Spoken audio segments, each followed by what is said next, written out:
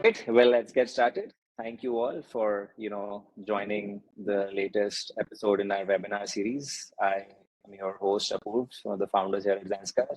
Most of you might already know we automate billing, recognition of revenue, collections, all the other operations in the code to cash process of a company.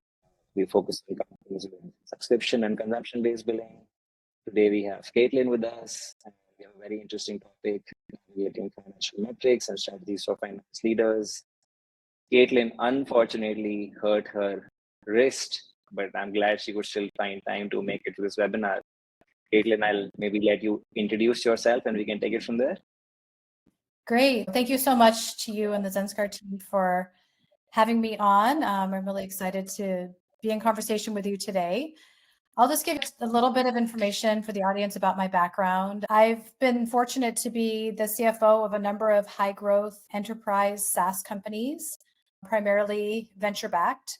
Started my career a very long time ago in public accounting, but really found that what I loved doing was solving business problems. And so I've done lots of different roles, in and around the finance and accounting space. But the way I see my role and the function is really providing a lens on the business through that functional knowledge, but being a strategic partner to solve problems with the CEO, the board, and the rest of the executive team. So I'm excited to be talking to you today. Awesome. Yeah. Glad to have you with your wealth of experience. I'm sure, people here would learn a lot from your collective experience over the, past few years. So I would encourage the audience to keep posting their questions and, we'll try and take them either during the session or maybe, towards the end of the session. Great if you could keep posting any questions that you might have. Caitlin, let's dive right in. I guess, first things first, any thoughts on, how individuals within the finance function of a company can actually contribute to the leadership? And on the flip side, what role do you think a CFO can or should play to make sure that, the other individuals in the team can contribute meaningfully to the leadership of the team? Yeah, no, it's a great question. I think the first step to being a leader, no matter what your title is to listen and to learn how to ask good questions. And so when I think about finance people who are successful and who are seen as leaders within a company, they are people who are able to really embed within the organization and be that true business partner. But I think that always starts with listening. I think a lot of times you want to jump in and solve problems, provide data, but I think you have to really understand what's happening across the business as well as, deeply within, if you're supporting a specific function or functions, to understand what those leaders' needs are, how they see the business. And then once you've done that listening and asking great questions, then you can move into a role to hopefully start tracking the right data, providing analytics and information from that. But, I think it starts there. And I can't overstate the importance of good business partnership. That is so critical. And I really look at it as embedding in the organization. And so once you've taken the time to get to know a piece of the business or the whole business, depending on the size of your company and your role, being able to be that go-to person really allows you to be in that leadership role. I mean, you should end up knowing, if you're supporting, let's say for example, like you're supporting the infrastructure engineers. We'll probably talk a lot about COGS during the course of this conversation. We're talking about SaaS businesses. And if you're a business partner on the finance side working with those infrastructure engineers, you need to deeply understand, let's assume it's AWS or whatever your platform is, like you need to deeply understand that as well as, or maybe even better than the engineers working on that, so that you can be that partner to them. And I think that allows you and opens up the space for that leadership. In finance, we have this bird's eye view of the business as well. So in addition to being that deep subject matter expertise, we have a chance to see and make connections that other people might not see, right? Across the business, you're able to correlate different data points together and patterns and trends that others might not see. And so I think that's another way, from a leadership perspective, you may surface things that other people aren't seeing because they're more narrowly focused on one slice of the business. Got it. So when you say I'll just go back to what you said at the beginning. You said it's important to listen. Are you listening to? To your business partners, to the rest of your team, to external stakeholders? Who is it important to listen to? Yeah, that's a good question. I mean, I'm tempted to say everybody, but again, it depends on your role. Certainly the board, the CEO, if you're in a business partnership role, the pieces of the business who you're supporting. And yes, other people on the finance team, especially when you've got, I mean, no matter how many people are on the team, you should be listening to each other. But oftentimes, if you're in a larger organization, you may have a number of business finance partners, right? And listening to each other and talking about how those pieces of the business come together is really crucial. Got it. So I guess what you were saying is more from a leadership perspective, but let's say for someone who's not in the leadership, somebody more junior or kind of mid-level in the finance team, what do you think they can do to actually contribute at a level higher than what they are and grow into that level? What do you think the CFO can do to enable them to do that? Because, to be honest, most of the attendees that we have are probably not CFOs. They're relatively early to mid-stage in their career, and they're probably trying to understand what can we do to up-level ourselves and perform at a level higher than where we are. Yeah, absolutely. Well, I think I encourage people to go out and spend time across the organization, with different people to understand, what they're doing, how they're thinking about the business. So even if they're not a direct business partner to those people in the organization, go talk to someone in product marketing and ask them, how do they measure the success in their role? Go talk to somebody, maybe an SDR, and ask them, like, how do you think about, the leads that you're generating and your prospecting? Like, go talk to people and start getting information about how other people are thinking about it and about their roles and their contributions. And I think that starts giving you insight then into what are different measures being used across the company. And then, within the organization, certainly learning from other people. I think that maybe the word curiosity is overused right now, but Yeah. so I wish I had a better word for it, but I'm going to use the curiosity word because, look, as you're doing, let's say you're a new into a finance function, and you're working on building some of the models, right? And you don't have all the context, but you certainly have a chance to look at those numbers and ask some questions like, gosh, looking back, like our margins seem to have deteriorated for a few quarters and then they improved. Like, ask that question. Ask, why is that? What's going on in the business? Like, you have all that information at your fingertips in a finance role. So use that as a jumping off point for getting to understand the business. And those conversations, the layers of those conversations will just keep unfolding over time. Fair. I mean, yeah, curiosity is the key to success in any function, not just finance. But yeah, I guess in the finance function, given how closely you have to work with other teams, just like getting out of your comfort zone and trying to understand what other teams are actually doing will help you be better at tracking their performance and actually suggesting how they can do better. It totally makes sense. Switching gears a little bit, Caitlin, let's talk about SaaS a little bit.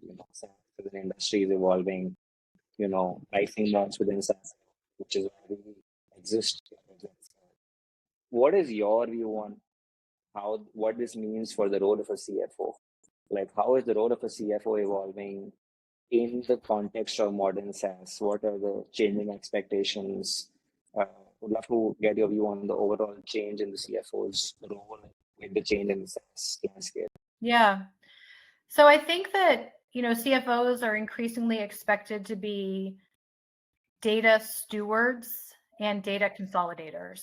So it's not just, in the old days, it was really about the financial model and the projections and the forecast and the budget and all of that. But much more now, it's what are all the pieces of data that we need to understand in concert with one another to make better business decisions. So I think that's one. I think CFOs, and this is the part of the job that I love, are in the position, again, I already mentioned like the bird's eye view, but as we're thinking about business decisions, they're in the position to really impact that. And I could give you an example that comes to mind from my experience. You may often have, I don't mean to pick on CROs, but you may have a CRO who is saying like, let's expand into Europe. Let's say you're in the US. It feels like we're getting stuck, in the US. We want to expand our market opportunity. Let's expand into Europe.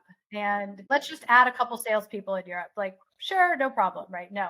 I might, from my seat, ask questions around like, let's really understand the customer demand there, right? Are we being dragged in there, or are we coming in with our own, we're trying to go generate demand? Are we operating in countries that have strict data privacy requirements that would require us to spin up another AWS instance run by people in country? The data can't come back to things like that. And so I think from the CFO seat, maybe at some point a long time ago, you wouldn't have been expected to be the person like initiating that conversation. But I think those types of conversations, like, why are we making this decision? What's informing that? And then thinking about the business risks involved in that, all the way down to like, what are the employment laws? Are the employment laws going to be favorable? How hard is it to get an entity running? Not that those have to be blockers, but I think really pushing the business on why we're making these decisions. What's the financial and business and opportunity cost of our decisions? I think that's a big part of it. There was another thing that came up on one of your other guests on this program, and I apologize that I can't remember the individual's name, but he was talking about in a SaaS business, often, so you've got RevRec and metrics that you're using that, there's technical things around RevRec, right? And what systems you're using to track that. And we have salespeople go and do custom deal terms and not involve finance, right? It creates a lot of headache from the RevRec. And so I think about, like, I listened to that and I was just like, oh my gosh, yes, I've been there, done that, seen that. But it's a really interesting example, highlights from the CFO org, like how many parts of the business you need to be involved in, right? And being involved in like deal construction, doing that, being involved up front. So you're not at the end of the day saying we can't do that, but you're working collaboratively with the sales team to come up with, let's design some sales plays. Let's talk about what the most common potential objections or discount asks or whatever it may be. Let's try to create that up front and work together so that we can unlock and unblock the sales cycles down the road. So that's maybe another example of where I think the CFO org has evolved into just being much more proactive and working with the rest of the business. Which goes back to your previous point on curiosity. Like, to do that, you actually have to be curious about what's going on in other parts of the business. Like, you can't just go you can't tell them what to do unless you can earn their respect. You can only earn their respect if you are curious about what they do and understand what they do to be able to add value to what they do. So like, that makes a lot of sense.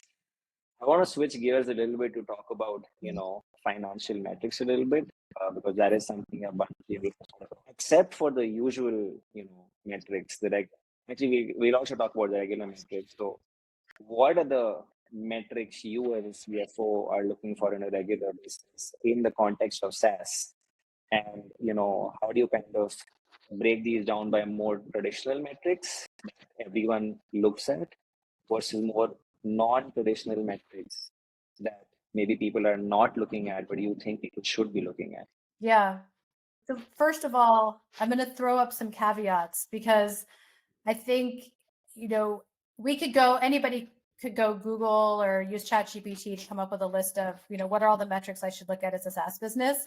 And that's just, sorry, I don't mean that. It is a really good question, but I think it's important. And this is where the expertise comes into play, that you understand what phase of your life cycle are you in? If we're assuming that we're a private SaaS company, are we venture backed or are we PE backed? Are we pre-product market fit? Are we getting our first $1 million in sales, or are we post-product market fit? So I think that's that type of knowledge is what you need to then apply against whatever lists, that you use to come up with, to think what's most important for our business and where we are in our growth trajectory. And then investors are going to have their own view on what they're expecting. And so I think the first thing is to understand that landscape. And, there's lots of traditional SaaS metrics, right? I think, you've got ARR growth and everything related to that. And we can get into some more details on that. But, again, depending on where you are, if you're a little bit more mature, you're obviously not just looking at your growth rates quarter by quarter, but you're looking at the mix of the business between new customers and expansion of existing customers. You're looking at, churn rates and things like that. So there's a lot in the ARR space, and I'll come back to that with the non-financial metrics or things that maybe get overlooked as well. There's that. That's the business.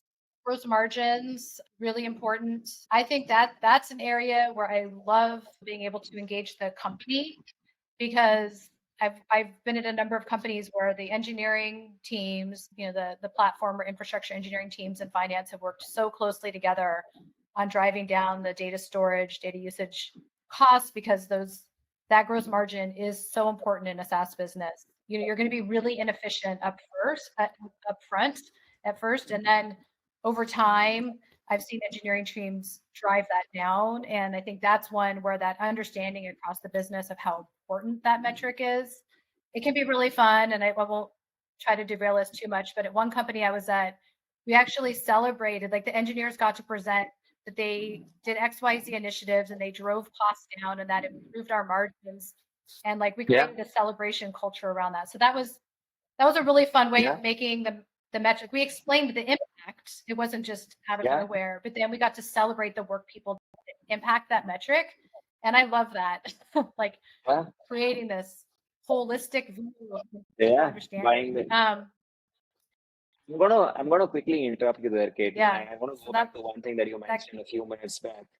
Am I audible? Yeah, I think you made a very interesting point about metrics are very crucial about on this stage of the business.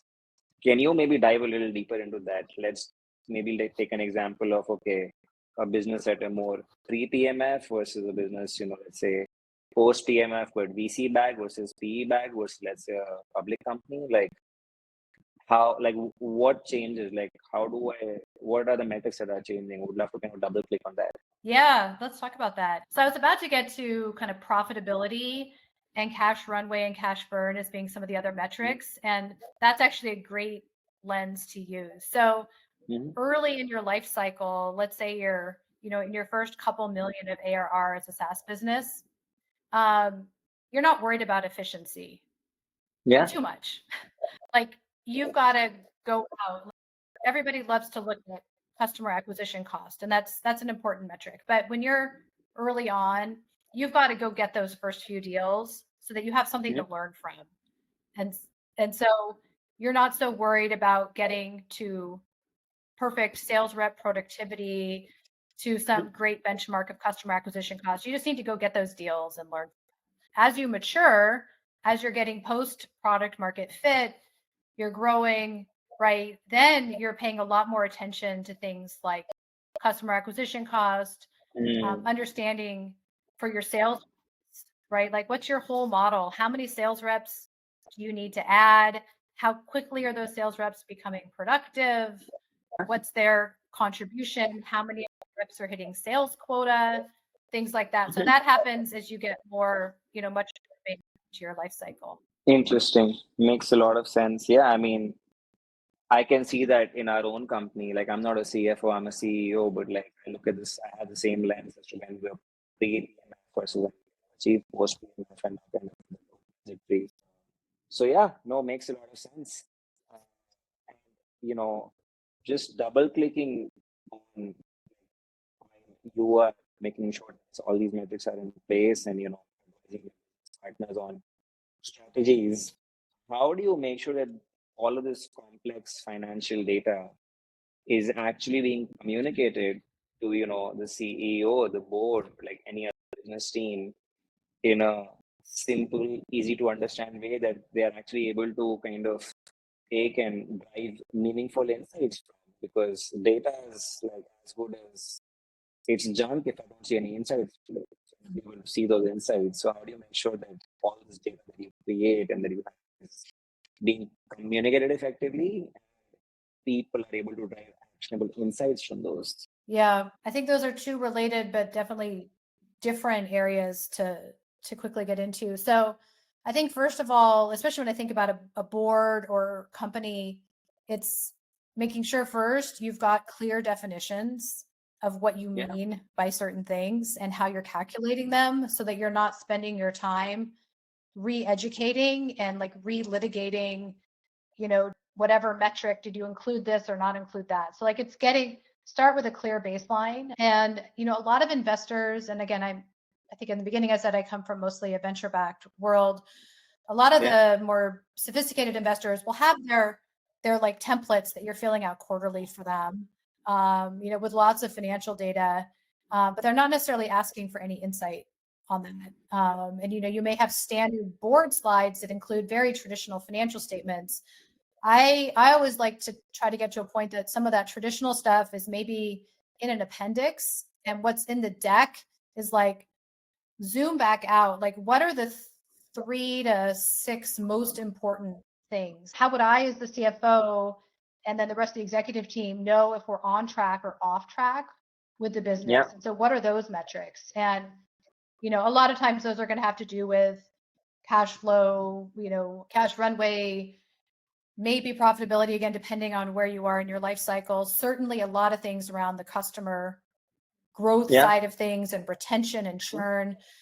So I think it's, again, like if you really understand your business, you can pull those things out and then find a way to highlight those and track accountability against those, so that when you're in, I think about, like, I was put myself in a board meeting situation, and I want the investors to come away from the board meeting feeling like they may not feel great about the business. I can't control that, right? Like there's macroeconomic, all the things, but I want them to know that me as the CFO and the CEO and the rest of the executives really understand the performance and are looking at the right things. So that's one way I think about it. And again, it's also then weaving those concepts in along the way. So it's not just a CFO talking about those metrics, it's your sales leader, it's your customer success leader, it's marketing. Everybody is, pulling from the same set of data. They're presenting different pieces of it. And that, I think, gets to you had a question around, like, how do you didn't say data integrity, but like, how do you've got the right, like, you've got to have the right data infrastructure in place. And so if you start with shared definitions, then you've got to agree on what's our source of truth and how are we collecting this information, and confident in that is a lot easier said than done. Yeah, absolutely. I mean, data integrity, it all starts with data. Like if data is not clean and there's like questions on the data integrity, then like everything downstream just like falls flat. So, but I want to double click on something you said. You said you have these metrics and you communicate them, to the board to the metrics that are important for them. But like to a sales team, something, some derivative of those metrics may be important, like, maybe customer acquisition cost, or maybe time it takes to close a deal. Customer success, something else is important, expansion. So are you taking these metrics and like distilling them down for every team individually, or is that the team's responsibility? Like, where does the line kind of get drawn between what finance has to do versus what the rest of the teams have to do with that data? Yeah, that's a great question. I think there's certainly a shared set of high-level metrics that the whole company should be hearing. Yeah. And then in terms of an individual team, it might depend on if there's a business partner kind of dedicated to that team. I would often, like, sometimes in the past, I've worked with a sales leader to help them with their dashboard that's getting presented to their team. So I'm not the one necessarily directly presenting that data. I'm presenting the high level, and then overall, they're presenting data the next levels of detail downstream. But I always think it's fun. Like I love being able to go in and talk to different teams just to give my perspective on the business and things that are important, because I learn from that as well, right? Like people will ask, a sales team will ask me very different questions about the data than a finance team will. Yeah, absolutely. Awesome. I wanted to kind of get to audience questions, but maybe I have one last question for you before, we can get to the audience questions. So, we've spoken a lot about how to be a good CFO and like how to make sure we have the right metrics in place and the right data integrity in place and work with different business partners and understand their needs and be curious. What do you think are the specific skills, behaviors, processes, what have you, that separates ordinary finance teams, exceptional finance teams? That's my last question, and then I have a bunch of questions from the audience that I'll get to. That's the last one from me. So I love groups of three. So 3 things that come to mind there: connectedness, communication, and creativity. And I guess I should add curiosity. I added in curiosity for a 4th there to fit our theme. But again, if people within finance, really think of themselves as business people first and finance people second, I think like that's the beginning of the differentiation. But it's that connectedness to the business, right? The ability to communicate clearly about complex topics. One thing, actually, a point I meant to make earlier, you could sit back and look at all these spreadsheets, all these reports. You're awash in data, but what matters from that, right? You have to be able to go in there and pick out the most salient points and then communicate them in a way that people can understand who may not understand those concepts, right? And so being able to effectively, I always say, like, if I can explain it to my dad, then I could probably explain it to anybody, because he was in the business world, right? And so it's being able to have that strength of communication, and then creativity. So finance teams used to be known for crunching numbers and saying no. Well, that's not going to fly. So you have to creatively problem solve, right? Whether it's a customer contract where you need to find a way to get this deal done that helps us and our customer, whether it's a budgetary item that you can't, we're over budget, but we still need to get this thing done. Maybe you're working with a marketing team on like how to more creatively use their dollars to achieve our goals. That creativity, I think, and it ties into the partnership. I think that's also really important. So it ties into what? Tying into the business problems, like using creativity to solve those business problems. Got it. I'm curious why you mentioned, like, I totally understand connectedness and communication and also curiosity, but I click on creativity.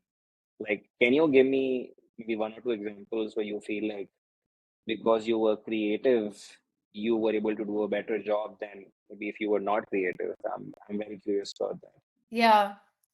Well, I think so. Customer contracts is probably the easiest example I can think of. I've been in situations where my initial reaction was like, no, like we can't do that. That's just not the way we do business. It's going to cause too many problems.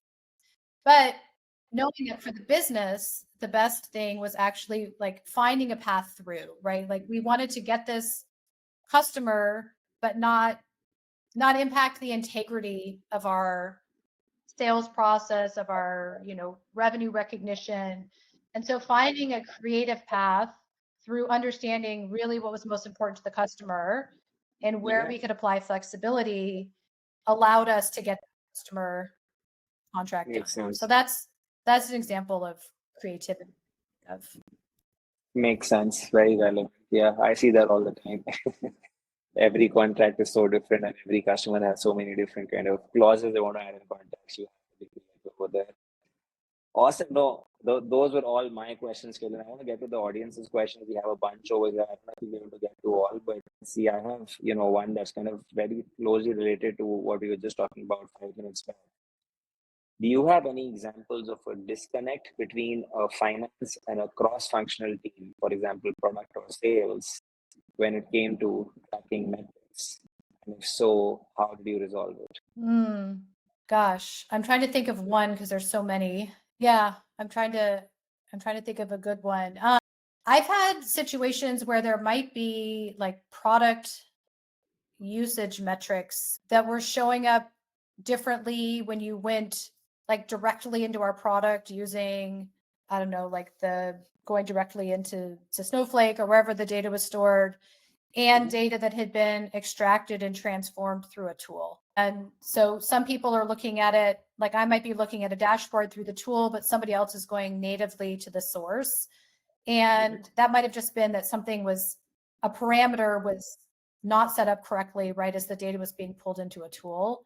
And that might seem like a simple problem, but when this is propagating across lots of systems and data sources, it can be a problem. I've also had examples where, maybe we had like sales stages set in Salesforce. A sales leader was kind of keeping their own spreadsheet instead of using the data right out of Salesforce. And then we end up with disconnects there. Those would be a few examples that come to mind. How do you resolve those? I was just saying, how do you resolve those disconnects? Yeah, I think, you have to step back and think about what problem are we trying to solve, and what do we trust, and how are we like basically agreeing on what is going to be that source data, and how are we going to, where is that going to be tracked, and documenting that so that if a disagreement came up, or misalignment, it's like, hey, look, we went through and documented and agreed on this, and that's exactly how we're pulling our data. And I guess that's also where kind of being an expert in what other teams are doing becomes important, because you have to work with them to resolve a disconnect. You have to speak to them in their language and get them to trust that you know what you're talking about. Otherwise, they're just going to bulldoze all over you and kind of resolve the disconnect. There's a Brene Brown quote that I really like about, I can't quote it exactly, but about like, we're here to get it right, not to be right. And I think you have to have that attitude in finance. Like, you're here to get it right on behalf of the business, not to prove that your spreadsheet had the right number. Yeah, makes sense. I think we have time for a couple more. So there is, one that is not very related to what we spoke about, but is very topical just given the current market. I'm tempted to take that one. Say, Caitlin, what were the top five cost-cutting measures you had to enforce lately over the past couple of years, with the market downturn and global organizations becoming all the more frugal? Maybe five is a bit much, but whatever, like top couple that you may have, had to enforce lately. Yeah. Well, and I feel bad saying this, talking to a SaaS vendor, but software costs is a big one. Yeah. You end up with a proliferation of tools, and often end up with, you might be using, I don't know, Asana, and I shouldn't name any company. I'm not going to pick on anybody. You might be using 3 different project management tools and 3 different document signing tools. And so that's one area that I've definitely spent time digging into, and making sure that we had clear use cases and ROI for the different software tools we're using. I always try to look everywhere outside of headcount first. So that would be one. We talked a little bit about COGS, and I assume that the person asking the question was probably thinking about OpEx more. But if you're thinking about the overall financial health and picture, cash flow, COGS and what can you do there is another one. I think there's more you can eke out through data engineering efforts. So that would be a second one that I focused on. And, of course, you have to look at, do you have the right people doing the right things, at the company, and have the needs changed? Has growth slowed, which changes the need of the composition of the team that you need today to go after the market opportunity? I think often there's a lot when you really dig in on the spend. You may find it may not seem like big numbers, and you have to be careful not to waste your time on super small stuff, but you can get a lot of things that across the board end up adding up to be a significant amount. Fair. Yeah, I mean, I'm not surprised you said that. That's kind of what everyone is doing in this market. So I mean, it's consistent with what I've heard from other finance leaders. Caitlin, we're almost out of time. I think we have time for one last question, and unfortunately, I don't think we'll be able to get to the rest of the questions we have. But this one is relevant to the topic of our discussion, also relevant to what Zenska does. So I'm tempted to pick this one. When should one think about buying specialized tools to collect or analyze important metrics? And this is kind of related to your previous point about maturity of a company or the life cycle or the stage of a company. So maybe you can tie this to that, but like, how do you think about when one should buy a specialized tool to connect or analyze the important metrics? Yeah. Gosh, I wish I had a magic answer on that because I'm sure I've gotten it wrong too late and too early at other times. I think first you have to know like what is settled enough in the business to allow you to put a tool in place. I'm thinking about like a budgeting tool that my company recently or a few years ago that we adopted, and we found a tool that met us where we were, that we thought would be good for a few years. It had enough flexibility, but it wasn't trying to do too much, right? For the stage of company that mine was at. So I've, if you go too early, your business needs may significantly change, but they're always going to evolve. And so I think, you need to make sure you have enough flexibility built into whatever tool you choose. But enough functionality that it makes sense to move off of spreadsheets, because of course that's where we start. But I think if you see things breaking all the time, or you realize that you're spending so much per people time Yeah, gathering, analyze, collecting, analyzing, and it's like, gosh, we could be a lot more effective with a tool. But I take those decisions pretty seriously because it depends. It also depends how many other tools are tied into your tool, because that will impact how easy it is to rip and replace it, when the time comes. yeah, makes sense. Ripping and replacing is a nightmare. So it actually makes it hard. Yeah. No, Awesome. it is. That's why I think tend to wait maybe a little bit longer than some people might, to have enough feeling that certain things are solidified enough in the business that we're ready to take that step. Because if you go too early, you're going to have all the data, things completely change in the business. It can end up taking a lot more time to then port everything over to a more robust tool. Or especially if your business model, like your business model needs to be, while it will always evolve, it needs to be settled enough that Yeah, are you selling a platform, are you selling usage, are you selling this, that, like what is the general structure going to look like? I think that needs to be settled first. makes sense, Caitlin. I wish I had time to get into more questions, but we're out of time, so I'll have to end here. Thank you so much for sharing on this webinar with us, sharing your insights. I'm sure the audience really enjoyed it. We will collect some feedback from the audience, offline, and share it with you. Any last closing thoughts you'd like to add before we kind of, close this for today? No, I think just I'll come back and reiterate that I think, in finance, the best value that we can add is really deeply understanding the business and coming up with unique insights, because of that bird's eye view of the data. And I don't know, I think that's really fun. And I think people who enjoy that type of work, do really well in their finance careers. Absolutely. That's the primary part of the job. Cool.